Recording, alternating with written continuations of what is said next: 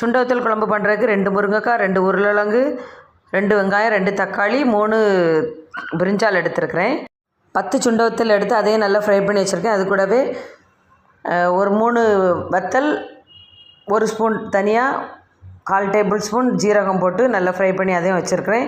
மிக்சரில் திரித்து வச்சுட்டேன். இப்போ நம்ம கடுகு, உளுந்தம்பருப்பு எல்லாம் போட்டு நல்லா ஃப்ரை பண்ணுறோம். அது கூடவே வெங்காயம், தக்காளியை போட்டு நல்லா வதக்கி எடுத்துருக்கிறோம். தேவையான அளவு சால்ட்டு ஆட் பண்ணியிருக்கோம். மீதி உள்ள எல்லா காய்கறியும் மீடியம் சைஸில் கட் பண்ணி அதையும் இதில் மிக்ஸ் பண்ணியிருக்கிறேன். இது கூட தேவையான அளவு மஞ்சள் ஆட் பண்ணியிருக்கோம். 2 துண்டு தேங்காய் எடுத்து அதையும் மிக்சரில் கிரைண்ட் பண்ணி அதையும் ஆட் பண்ணி கூடவே தண்ணி சேர்த்துருக்குறேன். கிரைண்ட் பண்ண மசாலா பொடியை ஆட் பண்ணுறோம். அது கூடவே புளிக்கரைசலை ஆட் பண்ணுறோம். 1/4 டேபிள் ஸ்பூன் நல்ல மிளகாய் ஆட் பண்ணுறோம். 7 நிமிஷம் நல்லா கொதிக்க விட்டுட்டு இறக்க போகிற நேரம் சுண்டவத்தல்ல பொடி பண்ணி அதையும் சேர்த்துறணும்.